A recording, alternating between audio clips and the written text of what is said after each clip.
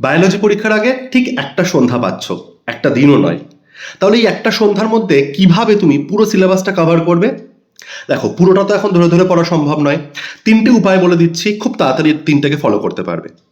এক হচ্ছে, প্রথমেই পুরো এনসিইআরটি বাংলা ভার্সনের যে বইটা আছে পুরোটা ফার্স্ট লাইন থেকে লাস্ট লাইন একবার করে চোখ বুলিয়ে নাও।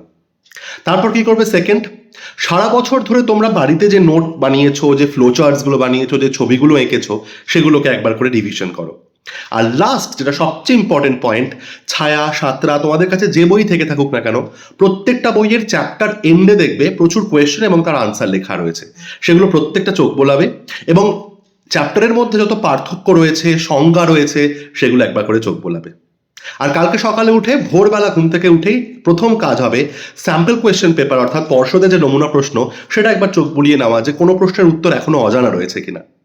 মনে রাখবে, যে প্রশ্নের উত্তরটা একটু হলেও জানা আছে সেটা বানিয়ে লিখতে পারবে, কিন্তু যেটা একেবারে অজানা সেটা সম্পর্কে একটা বাক্য কিন্তু লিখতে পারবে না।